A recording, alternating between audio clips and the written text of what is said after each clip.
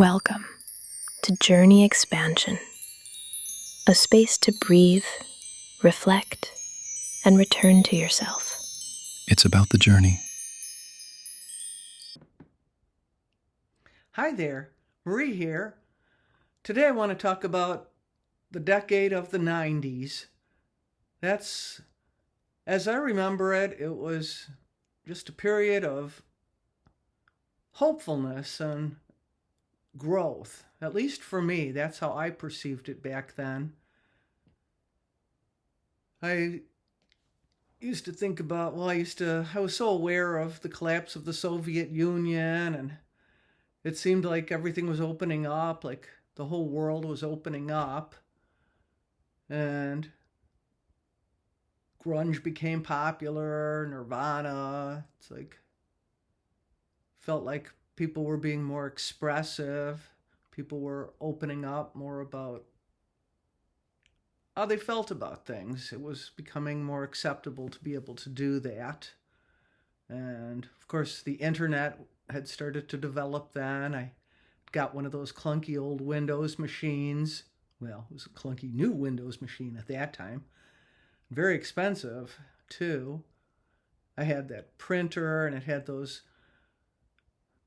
I don't know, it was like perforations on the end with so that it could fit into the printer, and click, click, click, click, click as it printed. Then you'd tear off the perforated, I forget what they call that, punch holes. Tear that off so that you could have a piece of paper that you could turn into your class or whatever. Yeah, I started going to college. I went to Columbia College to get my bachelor's degree. I started in 1994, so that's when I first...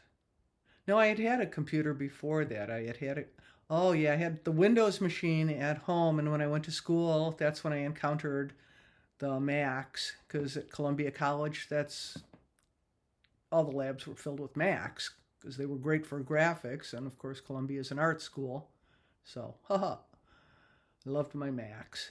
I did eventually get a Mac for myself, and then I kept on with Macs for a few decades. I did go back to Windows. Now I do both. I love them both. But getting back to talking about the 90s, well, I was just in my 30s then, so that's also the age when you start, expanding your worldview. In your 20s, you're just discovering everything. By the time you're in your 30s, you're thinking, okay, I want to establish myself in this world. So I started to notice. I took an interest in, there were so many bookstores at that time. There were bookstores everywhere. Independent bookstores, corporate bookstores. The corporations were just starting to take over then. And it was fun to just go to a bookstore and sit and read, drink some coffee, read books. It was a fun cultural thing, at least in Chicago at that time. That's what I did for fun. I sure did enjoy the bookstores. That was, at that time I had just gotten married in 1980. In 1989 I got married. My mother died in 1987, and I was like 29 when my mother died, so it's just coming into my 30s, leaving my 20s behind. Coming into the 90s with all this feeling of openness and growth, hopefulness, and I was coming off of the punk rock scene. I quit hanging out with the punks after the whole skinhead Nazi thing came up. It's like it just seemed gang-like at that time, so I was like, okay, I don't need any. Apparently this has come to its end and I'm out of it. Now, of course, you can never really stop being punk. It's always in your soul, because, there's that. I'm dissatisfied with the status quo, and I always need to feel like I'm helping to progress it in some way, shape, or form. I don't know why. I don't know that that's a central philosophy of all punks, but wanting to change the status quo has been articulated. So, at least from my perspective, it's one of my directives. Like, help change the status quo, because to me that's growth. So I enjoyed the openness of the 90s, but before that, when I got involved with punk rock in my early 20s, late teens, early 20s, well, that served as the foundation for, well, boy, we just got to keep going backwards, don't we? Well, that's when punk rock, it was made me take an interest in education, pursuing education, because at least in Chicago, most of the punks were college students. They were educated and, you know, they were articulate, and I was impressed. Now, me, I had been to Catholic boarding school in Blue Island, and I, in my rebellious way, even as a child, my only way of rebelling was by resisting the nuns trying to teach me stuff. So there was a lot that I just didn't learn because I was resisting. That was my only form of rebellion. That's all I had. So that's what I did. But then I'm insatiably curious, just as one of my normal characteristics. So then when I got involved in the punk rock scene and encountered all these people who had all this knowledge of, you know, book education type of knowledge, well, then I started pursuing that. And of course, it was easy enough with the rise of all the bookstores around. So, yeah. And one of my favorite books from that time, this was really one of the books that got me going to begin with. Your Mythic Journey. Finding meaning in your life through writing and storytelling. So I was doing a lot of writing, and that idea of storytelling, I really latched onto that, and I find it interesting these days when I read Yuval Noah Harari's book Sapiens, that talks about how human beings are historically storytelling animals. That's actually how we've constructed our entire societies. Our entire civilizations are based on stories that we tell ourselves, and as long as we all believe them, then we're all in agreement. So actually, the fact that we humans have this cooperative ability and can cooperate with each other based on the stories we tell each other and the belief that we share, that's what has enabled our species to become we're the only surviving human species. There were several others, but, well, we are the ones who survived, not them. So getting back to this book, Your Mythic Journey, and how it affected me, there was this quote in it: We have not even to risk the adventure alone, for the heroes of all time have gone before us. The labyrinth is thoroughly known. We have only to follow the thread of the hero path, and where we have thought to find an abomination, we shall find a god. Where we have thought to travel forward, we shall come to the center of our own existence. Where we have thought to be alone, we shall be with all the world. And that was written by Joseph Campbell from Hero with 1,000 Faces. And I thought, whoa, that reminds me of something. Well, it reminded me of Lou Reed's, one of his songs on this album. This came out in 1992, Magic and Loss. And the song itself was titled Magic and Loss. And it goes, when you pass through fire, you pass through humble, you pass through a maze of self-doubt. When you pass through humble, the lights can blind you. Some people never figure that out. You pass through arrogance, you pass through hurt. You pass through an ever-present past. And it's best not to wait for luck to save you. Pass through the fire to the light. And then it goes on and on. It's a long song, but it's quite wise, and it sounds a lot like what Joseph Campbell's saying about this mythological journey of basically the hero's quest when you transform yourself. And then it ends, as you pass through the fire, as you pass through fire, try to remember its name. When you pass through fire licking at your lips, you cannot remain the same. And if the building's burning, move toward that door. But don't put the flames out. There's a bit of magic in everything, and then some loss to even things out. And basically, it's talking about the development of lifelong wisdom, the wisdom you develop, if you're lucky enough, as you go through life, from all the experiences you have. Pass through humble, pass through sickly, when you pass through them all. Pass through anger and self-deprecation and have the strength to acknowledge it all.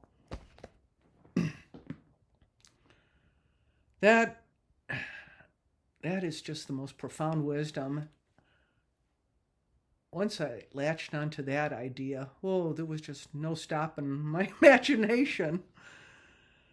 That was it for me. That was like green light to explore life. And I got this idea of looking at life more objectively, not so much from,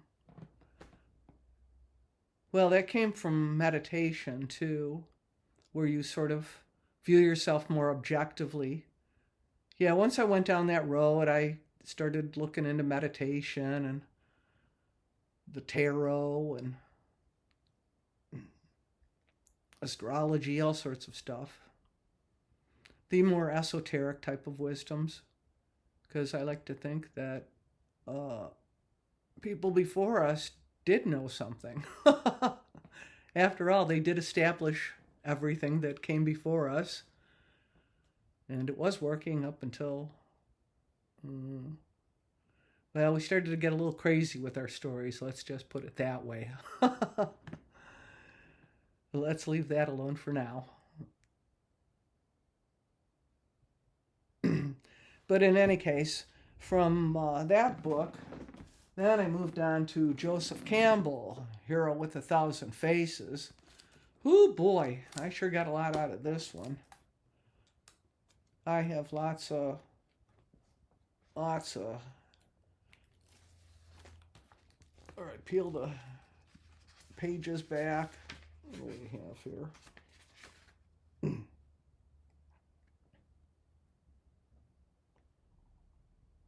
When we turn now with this image in mind to consider the numerous strange rituals that have been reported from the primitive tribes and great civilizations of the past, it becomes apparent that the purpose and actual effect of these was to conduct people across these difficult thresholds of transformation that demand a change in the patterns not only of conscious but also of unconscious life.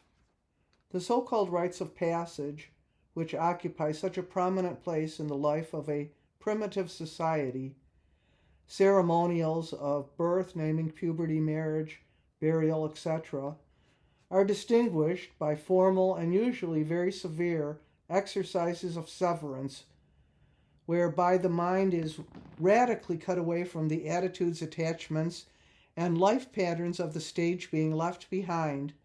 Then follows an interval of more or less extended retirement, during which are enacted rituals designed to introduce the life adventurer to the forms and proper feelings of his new estate, so that when at last the time has ripened for the return of the normal world, the initiate will be as good as reborn.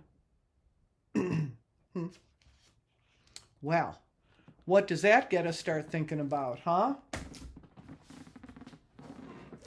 Carl Jung, yes. That was the next step. process of individuation. Thinking about the process of individuation. And about how we're supposed to, naturally have some experiences, differing experiences, maybe difficult experiences as well, challenging experiences, and we learn and grow. And that's what life is about, having these experiences so we can learn for ourselves, come to these conclusions, not just because somebody told us so, but because we know it from our own experience. So in Carl Jung's book, it says, the actual process of individuation, the conscious coming to terms with one's own inner center, psychic nucleus, or self, generally begins with a wounding of the personality and the suffering that accompanies it. Something gets you to start exploring the nature of your reality because it's not working for you anymore. Something's just not working. And that's what I personally encountered in my 30s. My old ways of being were no longer serving me. So I was starting to have to come to different ways of being. So it says here, this initial shock amounts to a sort of a call, although it is not often recognized as such.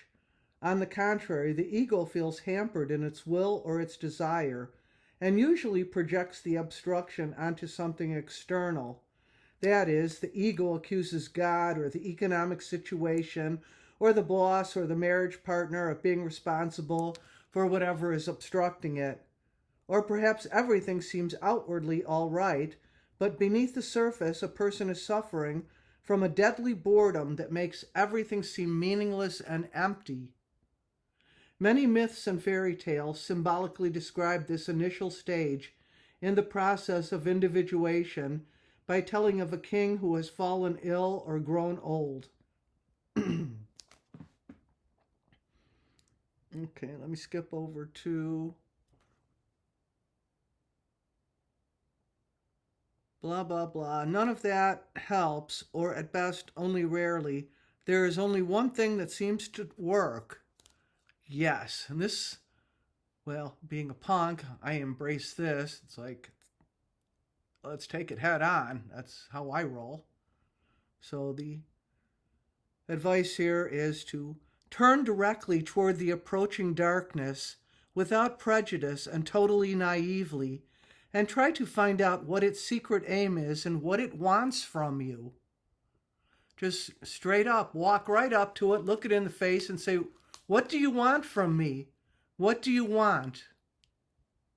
Then it goes on to say, the hidden purpose of the oncoming darkness is generally something so unusual, so unique and unexpected, that as a rule, one can find out what it is only by means of dreams and fantasies welling up from the unconscious. If one focuses attention on the unconscious without rash assumptions or emotional rejection, it often breaks through in a flow of helpful symbolic images. Well, whoa, that sounded great to me.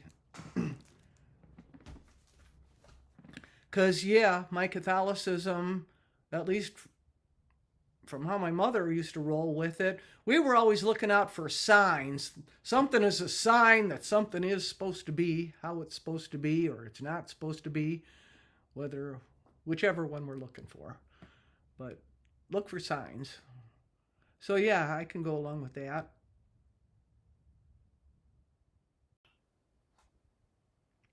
So, getting back to your mythic journey, the central thesis was, this was based on a Carl Jung quote, I asked myself, what is the myth you are living? And found that I did not know. So I took it upon myself to get to know my myth, and I regarded this as the task of tasks. I simply had to know what unconscious or preconscious myth was forming me. That's really what started everything for me. I, like I said, I was able to view myself more objectively, and I knew I had a dysfunctional background because both of my parents had been chronically ill, and they basically dumped me off at that Catholic boarding school because they just weren't. I don't know why they even had me. I guess because they were Catholic and you were supposed to have a kid. But once they realized, oh man, that kid's a lot of work and a lot of effort, and they're sick and they can't do it, and they were having to lean in on my godmother a lot and my godparents to help out. And I don't know. My father was in the hospital all the time at the Veterans Hospital. He'd stay there for months at a time, so it was difficult for my mother to deal with having a little kid. So I ended up, she shipped me off to boarding school and Catholic boarding school, and I lived there, and the nuns were real authoritarian and strict, and it was pretty traumatizing to just, if your parents actually abandoned you to somebody who was really mean to you. I mean, okay, my parents themselves were pretty mean to me. My father used to beat me with his belt, and my mother used to tell me how unwanted I was. She wished she never had me, and the Pope would have okayed an abortion, yeah, because she was so sick with multiple sclerosis. My father was loaded up with shrapnel from World War II, and he had a chronic illness called non-tropical sprue, which is now celiac disease, but of course, back then it was something they thought was some non-tropical thing they got from Europe, because Europe was such a foreign place to them. Ooh, scary. Yeah. I don't know. I was just a kid then. I'm just observing, telling you what I observed and perceived from what I observed. So getting back to the beauty of all the things that this book instilled me, all the ideas that this book instilled, the great thing about this book is it's not just its own content. It included all of these quotes from varying authors that really spoke to me as well and exposed me. Well, once I read these quotes and I thought, oh, well, I like what you have to say. I'm going to read your book as well. So that led me to read these other authors' books. There was this guy, Gary Zukav, from the Dancing Wu Li Masters. I have that book and read that. The real problem is that we are used to looking at the world simply. We are accustomed to believing that something is there or it is not there. Whether we look at it or not, it is either there or it is not there. Our experience tells us that the physical world is solid, real, and independent of us. Quantum mechanics says, simply, that this is not so. Oh boy, that put another thought in my head. Quantum mechanics. Whoa.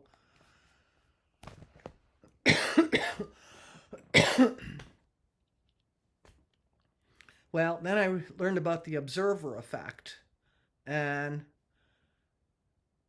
that reinforced the idea that I experienced from meditation that, yeah, there's some kind of quiet observer, and it's something that's beyond the ego self that's always talking, that voice that's always yammering away in your head. It's like, well, yeah, what's going on over there? Does that person like me? Are they ignoring me? What's going on? All that little voice that's going on. Or is the light going to change? How long is this going to take? Blah, blah, blah. It's always talking. It's like, how much is that yogurt in the grocery store? Oh, that's too much. It's like all this voice that's always in your head, making judgment calls about everything. That's the component of our psyche that has enabled our survival. That's the survival mode. But yeah, sometimes it gets a little too, when it becomes your total self, when it becomes your identity, when you identify with that too much, I find that it doesn't serve me well. So yeah, I've become more open and receptive to the idea of the observer effect. And yeah, the fact that once there is an observer, I mean, everything exists as probabilities. And once the observer and whatever, I guess, their preconceived notion would consider to be the probable result, that flattens the probabilities into the actuality, and that's what occurs. What the person expects to occur will occur. So, wow. Then that puts more responsibility on the individual to, because we are the creators of our reality.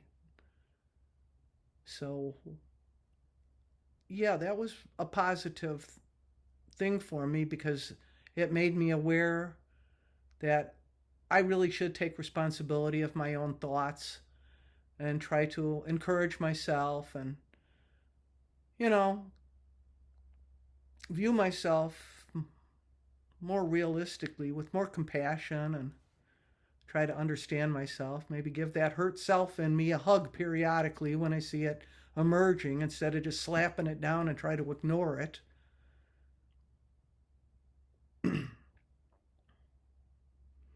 I try to view it as human growth. I try to live my life with the expectation that I should try to challenge myself and grow. That's what I've gained out of this book. The notion that I should try to challenge myself and grow. Well, I've also come to the idea that Earth is this human school where we experience extreme polarities of conditions so that we can make our choices about how we want to be. All that actually exists is love and fear. That's it. You're going to choose between one or the other. And you can say, well, there's anger, but if you think about it, anger is the result of fear. So all that exists is love and fear. And ultimately, all that exists is love. So you can go down the route of fear, the pursuit of fear, but eventually you'll run onto a ditch and you'll have to turn around and choose love. And I feel like I'm at that point personally, so that's what I'm choosing to explore. How I can find my way to a place of peace and love and happiness. Because, boy, we sure could use some of that in the world at this time, huh? Can we all get behind that idea? Yeah. Okay, I got a little ahead of myself there, but getting back to talking about the decade of the 90s, yeah, that's everything that I had going on back then was about trying to grow myself as a human being, seeking out more knowledge, learning things. I went to college from 94 through 98, graduated with honors. I'm glad I went back when I was older like that, because wow, I paid so much more attention than I ever would have. I was just really into everything. And yeah, I'm not sure if I exactly found my way to Erich Fromm from Your Mythic Journey. Now, he did have a book about mythology, The Forgotten Language, so I may have gotten that from there. But what I really latched on from him was The Sane Society and Escape from Freedom, particularly his ideas on how, it says here, mental health is achieved if a man develops into full maturity according to the characteristics and laws of human nature, mental illness consists in the failure of such development.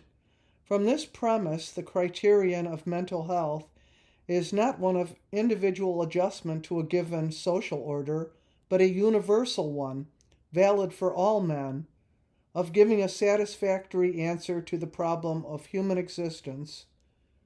What is so deceptive about the state of mind of the members of a society is the consensual validation of their concepts. It is naively assumed that the fact that the majority of people share certain ideas or feelings proves the validity of these ideas and feelings. Nothing is further from the truth. Consensual validation, as such, has no bearing whatsoever on the reason or mental health. The fact that millions of people share the same vices does not make these vices virtues. The fact that they share so many errors does not make the errors to be truth. And the fact that millions of people share the same forms of mental pathology does not make these people sane. So yeah, there can be collective insanity, and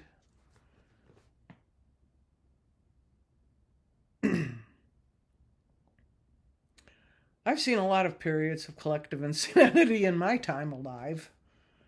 So, and yeah, Yuval Noah Harari even talks about historically moving to the agricultural age from hunter-gatherer did not necessarily serve us humans that well, because our health actually declined. There was a limitation of the variety of foods, and our dependence on wheat grew, and there was a lot of wheat allergies. My father's celiac disease was a wheat allergy. So I seem to have escaped that fate. Thank you.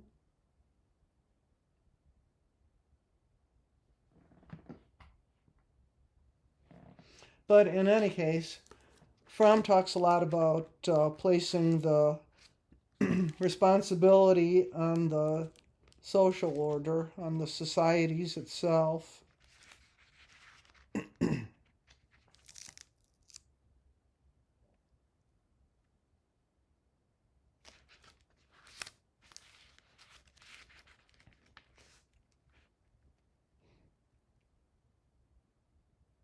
He says, "It follows, as I pointed out in Chapter 2, that mental health cannot be defined in terms of the adjustment of the individual to his society, but on the contrary, that it must be defined in terms of the adjustment of society to the needs of man, of the role in furthering or hindering the development of mental health. Whether or not the individual is healthy is not primarily an individual matter, but depends on the structure of his society. A healthy society furthers man's capacity to love his fellow men, to work creatively to develop his reason and objectivity, to have a sense of self which is have a sense of self which is based on the experience of his own productive powers. An unhealthy society is one which creates mutual hostility, distrust, which transforms man into an instrument of use and exploitation for others, which deprives him of a sense of self, except insomuch as he submits to others or becomes an automaton. Society can have both functions. It can further man's healthy development, and it can hinder it. In fact, most societies do both, and the question is only to what degree and in which directions their positive and negative influence is exercised. So, yeah, we have the ability to construct a society based on the needs of the people who reside in the society. What fresh madness is this? We should be constructing a society that's based on the needs of the individuals who live in it, like all of us. And That's actually how our species, Homo sapiens, came to be the surviving species, because we had this ability of cooperation. And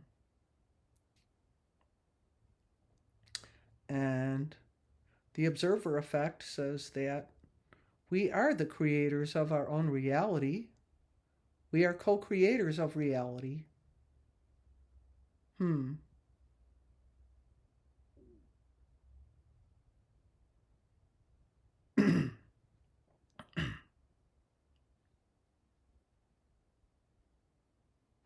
This is quite interesting to ponder. But in any case, yeah, the 90s, that's when my mind was really opened up. I guess because it was a relatively prosperous time. I mean, it really wasn't prosperous based in reality, in real reality. It was based, on the story that we all were wealthy because we had readily available credit. They were pushing credit real heavy back then. I remember my in-laws were always telling us, oh yes, you have to run up some debt because you have to establish your credit rating. Most important thing you can have is a good credit rating. So yeah, establish your credit rating. And I remember the mail was just filled with all these credit offerings that were coming in. That sure was something. What a bizarre time. What a bizarre reality But it's all just been this learning experience. We have these experiences and we learn from them. Now, in retrospect, we know, well, running up credit is a bad thing because, the interest rate might suddenly go up and, then you're in trouble. Yeah. So, it's interesting to view the 90s from, it's 2025 now, so very interesting to view it all. But overall, I regard that period as a time of expansion. And interestingly enough, about 3 years ago, I started listening to this band named Kino. They were a Russian band, and I like them a real lot. And I couldn't understand Russian, obviously, but I got this sense of hope from listening to them. And I liked their music, and I really enjoyed the feeling I got from them. And yeah, perestroika was going on then, so back then the kids in Russia were thinking, we might start to experience, some sense of freedom and expansion. So that was going on a global basis. So I regard it as a pretty positive time in my life, because that's when I developed the idea that I was in favor of progress and growth. And I currently seek that in my daily reality. And it serves me, and I'm going to continue doing that. And that's all I have to say about that. Thank you so much for joining me with this little discussion. Have a great one. Bye now. Thank you for joining this chat. Best wishes to you, always. Journey expansion. Expanding life's possibilities